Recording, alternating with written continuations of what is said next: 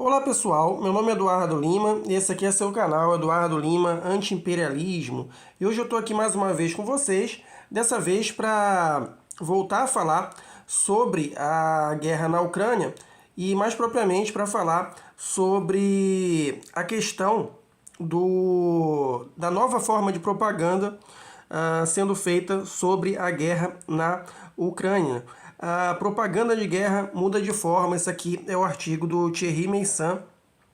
Thierry Meyssan, que é um intelectual francês, que é criador aqui da Rede Voltaire, que é um site de artigos que faz críticas contra as políticas imperialistas da OTAN ao redor do mundo, né?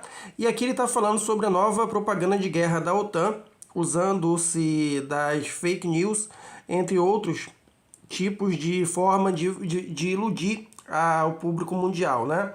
É o que a gente está vendo aí dia e noite, tanto na mídia quanto em agências pseudo-independentes de notícia, né? Ou pessoas pseudo-independentes que fazem propaganda de guerra a favor dos interesses geopolíticos da OTAN. Vamos dar uma lida aqui, que é bastante interessante esse artigo. A propaganda de guerra muda de forma. Thierry Meyssan. Se o exército russo ganhou a guerra contra os bandeiristas na Ucrânia, a OTAN ganhou a guerra cognitiva contra os seus próprios cidadãos no Ocidente. A Aliança Atlântica pôs em prática uma nova forma de propaganda baseada naquilo que ela condenava até há pouco, as fake news, ou seja, não as falsas informações, mas as informações falaciosas. Como devemos proteger-nos? Tá aqui o Thierry Meyssan, né? Vou aumentar aqui. Nas sociedades democráticas contemporâneas, a propaganda de guerra é conhecida como um número de ilusionista, desviar a atenção do público a fim de lhe esconder aquilo que ele deve ignorar. Vamos lá, aumentando aqui.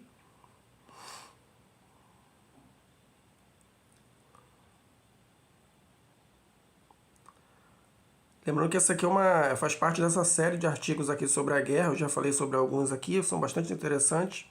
E aqui ele vai estar falando sobre os dispositivos da OTAN, né? O dispositivo da OTAN. Submeter o inimigo pela força não é o suprassumo da arte da guerra. A excelência desta arte é submeter o inimigo sem verter uma única gota de sangue. Sun Tzu, A Arte da Guerra. Citação aqui, famoso livro de Sun Tzu. O general francês Philippe Levine, do Comando Aliado de Transformação da OTAN, supervisiona as pesquisas sobre os novos métodos de propaganda. O seu comando dispõe de 21 centros de excelência, entre os quais um para propaganda, o Centro da Excelência de Comunicações Estratégicas, Stratcom, em Riga, na Letônia. Ele criou a Convergência de Inovação da OTAN, IHUB, sob a direção do francês François Ducreuset, antigo professor no Colégio Militar Entre Armas de Coetquetan. Ele financia pesquisas de John Hopkins University, na John Hopkins University e no Imperial College of London, sobre as capacidades cognitivas. Estas dizem respeito ao domínio cognitivo com aplicações variadas, indo dos soldados biônicos até a propaganda de guerra. A ideia geral da OTAN é de juntar os 5 domínios de intervenção habituais: ar, terra, mar, espaço e cibernético. Um sexto, o cérebro humano. Enquanto as ações tomadas nos 5 domínios são executadas a fim de ter um efeito sobre o lado humano, o objetivo da guerra cognitiva é fazer de cada uma arma, escreveu François Ducreuset. Se durante a Primeira Guerra Mundial a propaganda de guerra estava baseada em falsas informações popularizadas por grandes plumas, mais tarde, na repetição de mensagens escolhidas durante a Segunda Guerra Mundial, hoje ela é concebida como um número de ilusionista. Trata-se de comover as pessoas para distrair sua atenção e esconder-lhes aquilo que não devem ver. Julgam o que veem com informações sem interesse com as quais são inundadas. Desta maneira, consegue-se, sem lhes mentir, levá-las a tomar alhos por bugalhos. Bom, está falando aqui, né, gente, o que está sendo feito aqui na propaganda de guerra é não mostrar o essencial sobre a guerra e esconder, mostrar coisas sem sentido, sem importância, para que você não preste atenção naquilo que é importante sobre a guerra. Isso tem acontecido na Ucrânia, né? Eles criam um fantasma, né? Fantasma de Kiev, para você não perceber que a Força Aérea da Ucrânia praticamente não existe mais, né? E tudo mais é uma forma de desviar sua atenção do que realmente está acontecendo na guerra. E aqui ele dá um relatório, né? Relatório da OTAN apresentado sobre a guerra cognitiva em novembro de 2020. Aqui depois eu vou... se você clicar aqui, abre o link, né? Então eu vou depois assim disponibilizar aí na descrição para vocês, tá? Para facilitar para vocês. E continuando aqui. Neste momento da guerra na Ucrânia, experimentos em direto a primeira aplicação desta técnica.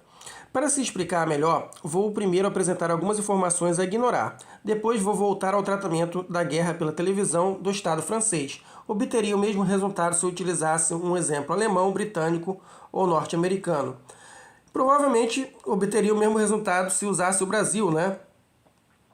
Que o Brasil só repete o que já é feito por essas agências britânicas e norte-americanas principalmente, né?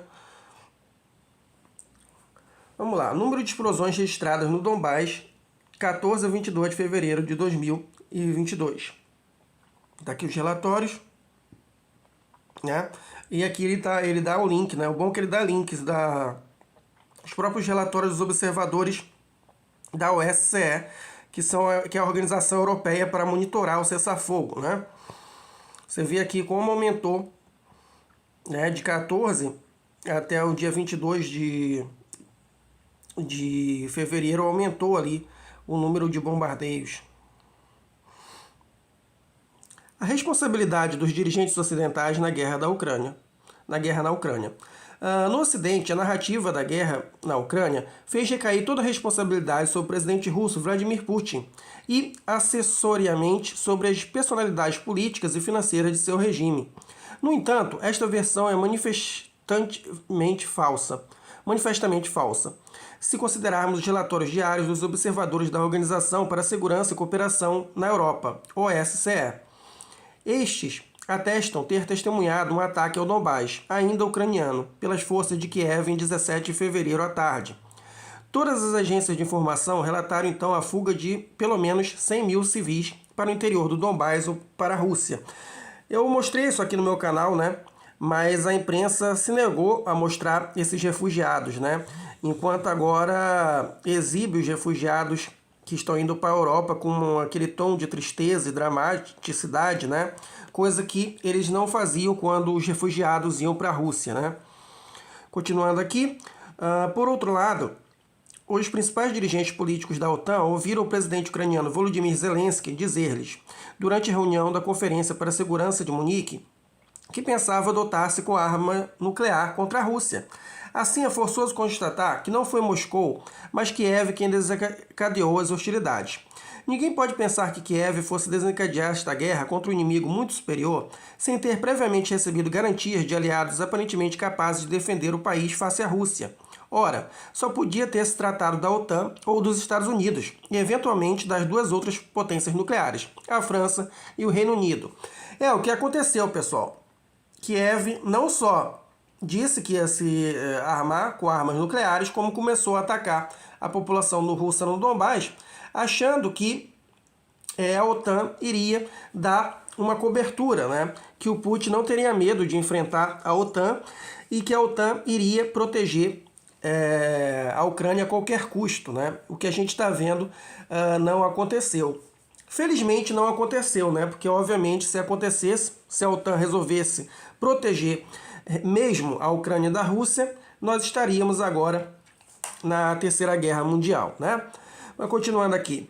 A primeira reunião onde esta guerra foi apresentada como desejável, a nosso conhecimento, teve lugar na Câmara dos Representantes em 5 de setembro de 2019. Foi organizada pela RAND Corporation, ou think tank do lobby militar industrial norte-americano. Tratou-se de apresentar aos parlamentares dois relatórios: fazer expandir e desequilibrar a Rússia, e fazer expandir a Rússia competindo em um terreno vantajoso. A ideia principal é de utilizar contra ela a característica sobre a qual a Rússia baseia a sua defesa. Uma vez que se trata de um território gigantesco que os russos defendem deslocando-se de um lado para o outro e usando a estratégia de terra queimada, bastará forçá-los a mover-se para o exterior para os esgotar. A importância deste acontecimento é-nos mostrado pelo incidente que atingiu o nosso colaborador, o geógrafo italiano Manilo Dinucci. O seu artigo sobre este assunto foi censurado pelo seu jornal, e o manifesto que ele foi forçado a deixar. Olha só que coisa. 3 acontecimentos atestam a implicação dos Estados Unidos, do Reino Unido e da França na preparação secreta da guerra. A pedido do gabinete de Boris Johnson, o vídeo integral de Ben Wallace garantindo que o Reino Unido havia enviado, desde há vários anos, instrutores militares em segredo para a Ucrânia, já não está disponível no YouTube e já não é mais referenciado pelos motores de busca ocidentais. Ou seja, mais um vídeo aí sendo escondido pelos monopólios, né, da internet. Continuando aqui, em 24 de março de 2022 foi divulgado um vídeo de uma conversa telefônica de 22 minutos entre o secretário de Defesa britânico, Ben Wallace, e os comediantes russos Vladimir Vovan Kuznetsov e Alexei Lexus Stoliarov. Um dos russos fez-se passar pelo primeiro-ministro ucraniano Denis Shmyhal, que Wallace nunca conheceu. Na questão da ajuda que o Reino Unido daria a Kiev para dotar de arma nuclear, o muito honorável Wallace respondeu que devia consultar o primeiro-ministro Boris Johnson e que, o princípio é que nós apoiaremos a Ucrânia enquanto amigos, seja qual for a escolha que fizerem. Resumindo numa frase, ele varreu o Tratado de Não Proliferação de Armas Nucleares. A propósito dos mísseis antitanques Next Generation Light Anti-Tank Weapon, NLAW, que o Reino Unido acabou de enviar ao exército ucraniano, Ben Wallace admitiu que eles não funcionavam bem e que peças de troca haviam sido igualmente enviadas. Mas foi sobretudo a propósito da OTAN que a língua de Ben Wallace se mostrou demasiado prolixa. Com efeito, o ministro britânico convidou uma vez mais a Ucrânia a aderir à Aliança Atlântica. De passagem, voluntariamente, ele revelou que o Reino Unido havia enviado durante vários anos instrutores militares para preparar o exército ucraniano. O governo de Boris Johnson empregou todos os meios ao seu alcance para ocultar, ou melhor, minimizar essas declarações. Alegou que a entrevista só durara 10 minutos e proibiu o YouTube e Google de difundir todo o esquete. As mídias ocidentais foram instadas a falar de seu erro sobre a bomba atômica e a ocultar os 2 outros pontos. É sempre assim que os britânicos procedem, não negam em bloco, mas fazem desaparecer os pontos mais perigosos. Aqui, em 25 de março de 2022, o presidente Biden entra no refeitório da 82ª Divisão Paraquedista em Rzeszów. Aí ele falou sem amarras, felicitando estes soldados da sombra pela sua presença secreta desde há anos na Ucrânia. Vocês podem ver aqui o presidente Biden nessa reunião, né? Em 25 de março de 2022, o presidente Joe Biden dirigiu-se ao Palácio dos Congressos de Rzeszów, Polônia. Estava acompanhado da diretora da USAID, Samantha Power, antiga embaixatriz na ONU, e do presidente polonês Andrzej Duda. Notemos, entretanto, que Andrzej Duda fez adotar, pelo seu parlamento, uma lei negando o papel do Estado polaco nos crimes nazis e autorizando processos judiciais contra qualquer um que os evoque. Joe Biden falou com diversas ONGs para saudar a sua ajuda aos refugiados ucranianos. Feito isso, ele pronunciou um discurso diante dos seus soldados da 82ª Divisão Aerotransportada, estacionados no local. Além disso, visitou-os no seu refeitório e falhou-lhes sem teleponto, nem câmeras. Como sempre, nestes momentos, o ancião, 79 anos, revelou segredos de Estado. Segundo as testemunhas, agradeceu-lhes pelo envolvimento na Ucrânia desde há muito, quando oficialmente jamais houve soldados dos Estados Unidos nesse país.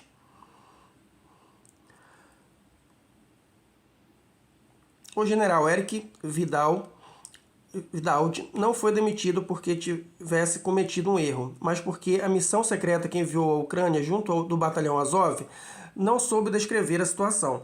Os predecessores manifestaram-lhe o seu apoio. Em 29 de março de 2022, o general Eric Vidal, diretor da inteligência militar francesa, foi demitido. Nenhuma explicação oficial foi dada. Parece que, na realidade, o general Vidal enviara homens a instruções diretas do Estado-Maior Particular do presidente Macron em 2021, quando era comandante de operações especiais para enquadrar o regimento bandeirista Azov. De repente, 5 helicópteros ucranianos tentaram fugir de Mariupol, o reduto do regimento Azov. 2 foram batidos em 30 de março. Os sobreviventes foram feitos prisioneiros pelo exército russo. Falaram de imediato. Para toda a logística, os soldados do Comando de Operações Especiais estão colocados às ordens do chefe do Estado-Maior das Forças Armadas, o general Thierry Burkhardt, mas recebem suas ordens diretamente do chefe das Forças Armadas, o presidente Emmanuel Macron. As relações entre os presidentes Macron e Putin arrefeceram de forma brutal. Você está falando aqui, né, que a participação da França na tentativa de resgatar ali os líderes do movimento, do regimento neonazista Azov, né?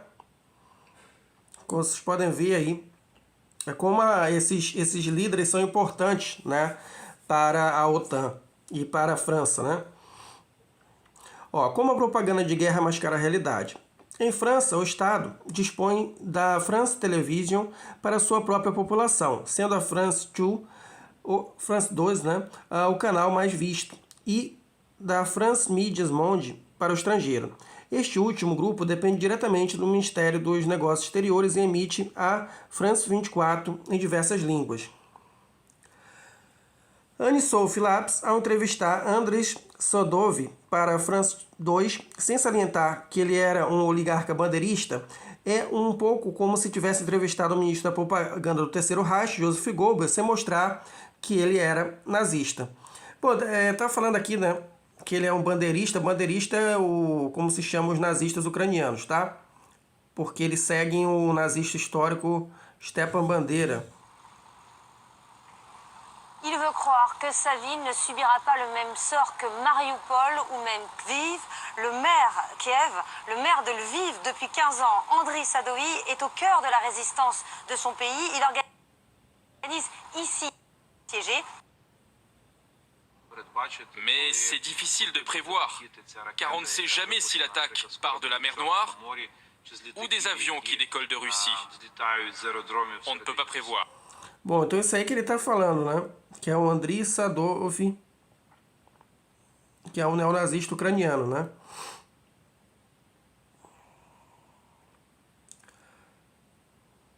Para começar, a France 2 emitiu um telejornal em direto a partir de Lviv, Ucrânia, apresentado pela sua estrela Anne-Sophie Lapix, em 14 de março de 2022.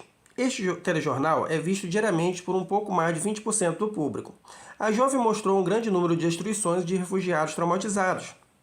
Ela passeou pela cidade, mas não notou o imponente monumento erigido à memória de Stepan Bandera, o chefe dos colaboracionistas ucranianos dos nazistas.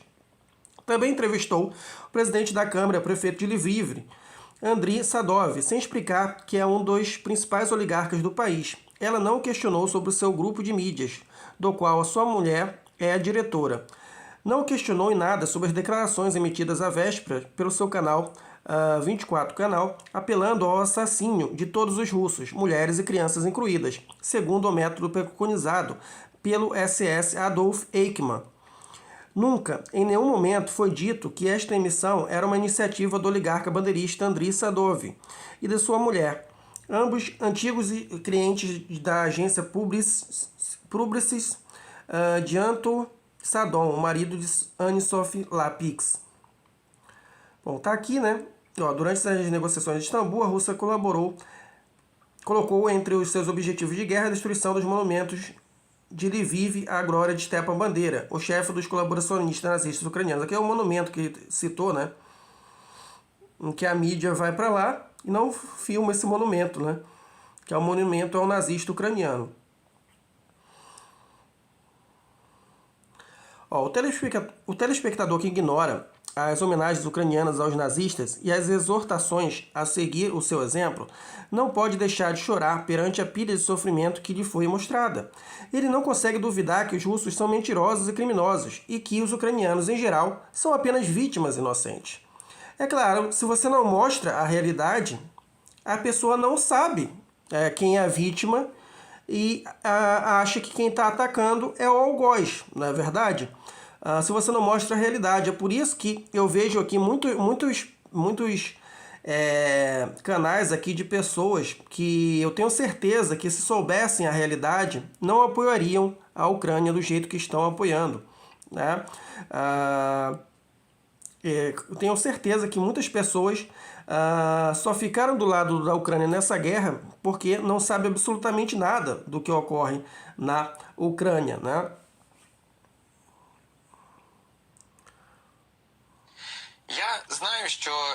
Aqui, o jornalista tártaro Fakhruddin Sharamfimal dirigiu-se aos russos em 13 de março de 2022 no canal do presidente da Câmara, prefeito de Lviv. Vocês são detritos que devem ser varridos da face do planeta. Se um ucraniano tiver a sorte de ralar os vossos ossos, de rasgar as vossas gargantas, de esganar Ruskofs, eu espero que não perca a oportunidade da sua contribuição à causa e que matará pelo menos um de vós. Isso foi dito na TV ucraniana. Ó. Як журналіст, я маю бути об'єктивним, маю бути виваженим для того, щоб повідомляти вам інформацію з холодним серцем, але направду триматися зараз дуже важко, особливо в такий час, і якраз уже нас на Росії називають нацистами, фашистами і так далі. Я дозволю собі зацитувати слова Адольфа Ейхмана, який сказав, що для того, щоб знищити націю, потрібно нищити в першу чергу дітей. Тому що, вбиваючи їхніх батьків, діти виростуть і... Olha lá, o que ele disse aqui, né? Ele citou o cara, ainda botou a foto ali do nazista e disse: para destruir uma nação você precisa destruir suas crianças. Então é isso que ele quer fazer com os russos, né? Ou seja, isso é dito abertamente na mídia ucraniana, né? É claro que isso a mídia brasileira e ocidental não mostra, né? Mas ainda bem que nós ainda temos a internet, né? Apesar de tudo.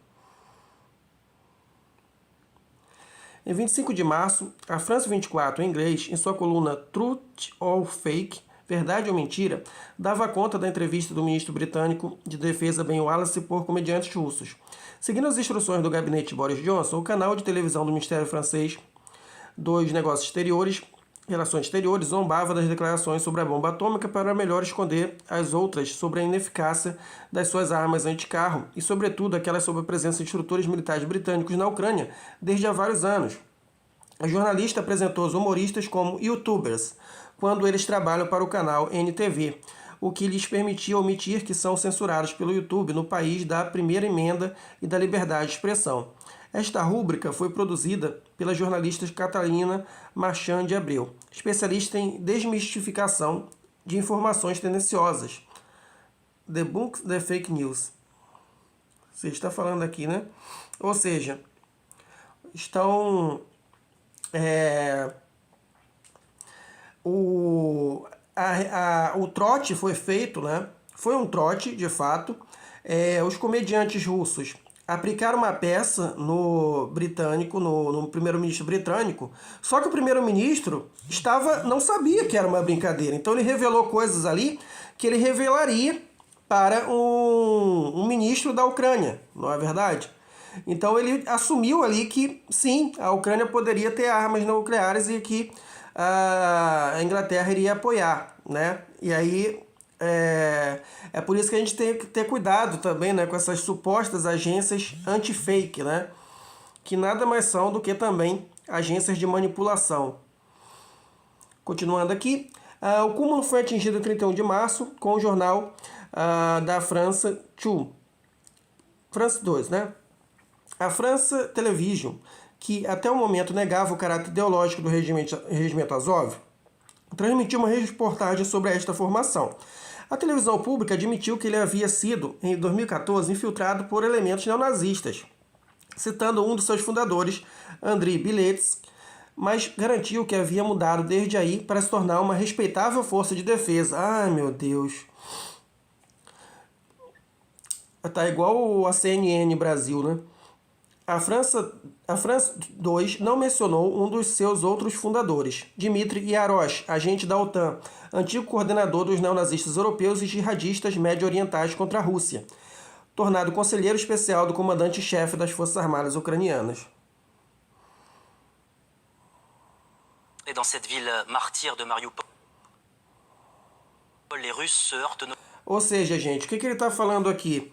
Que a imprensa, quando não consegue mais esconder um fato, né, porque agora com a internet é difícil você esconder tudo, o que faz? Ela admite aos poucos, né? Admite, mas não é bem assim. Ah, tem nazista no Batalhão Azov? Tem, mas era só no começo, agora não é mais assim, né? Estão tentando branquear o Batalhão Neonazista Azov, né? Notamment à la résistance du bataillon Azov, un groupe militaire nationaliste à la réputation sulfureuse, des combattants près de Kiev. Arnaud Comte, Stéphane Guillemot, Ludovic Lavieille. Sur les réseaux sociaux, ils filment leur guerre en première ligne, quotidiennement. Des images de propagande, à la gloire de leur bataillon nationaliste, Azov. Entre combats acharnés et opérations de sabotage pour ralentir la progression des forces russes. Qui sont ces soldats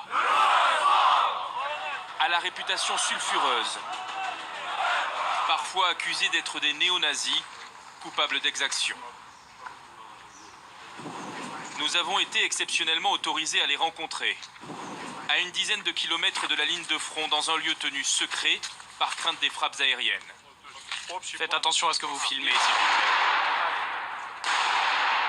Dans ce hangar abandonné, de nouvelles recrues sont formées en quelques semaines pour rejoindre le front.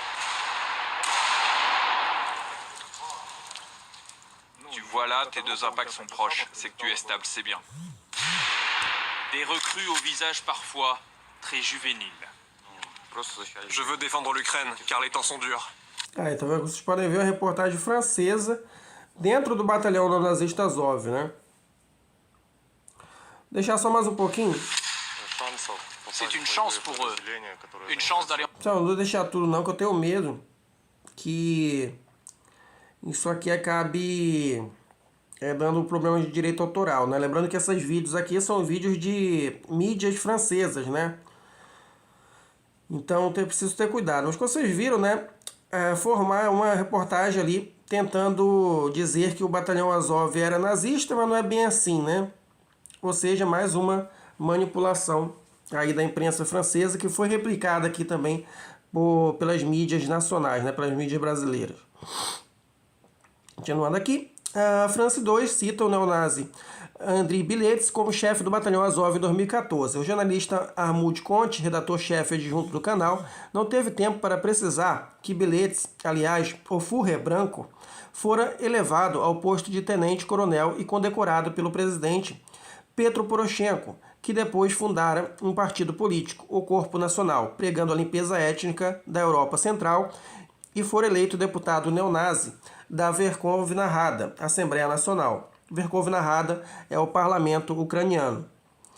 A France 2 evocou um antigo relatório das Nações Unidas dando conta de torturas, mas não da descoberta das suas prisões especiais pelo exército russo, nem das declarações recentes da ONU a este propósito. A reportagem também não explicou o que são os bandeiristas na história ucraniana e reduziu a importância dos neonazis ao uso da cruz gamada.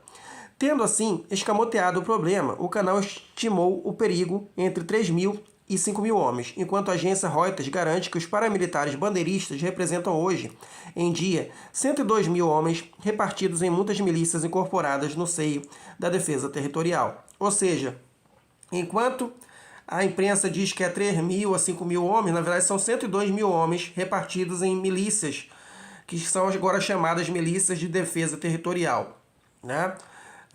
Então, como vocês podem ver, é muito interessante essa reportagem aqui sobre como a propaganda de guerra é feita, né, pela OTAN. É isso que a gente vê todos os dias aí na mídia, né? Ela mostra uma parte, quando não dá mais para esconder as suas mentiras, né? Não dá para esconder a verdade, ela mostra uma parte da verdade e induz as pessoas a ao erro mesmo assim, né? É o caso, por exemplo, do batalhão neonazista Azov. Agora não dá para esconder que o batalhão neonazista Azov é neonazi. Então ele diz, não, eles tinham neonazistas infiltrados, né?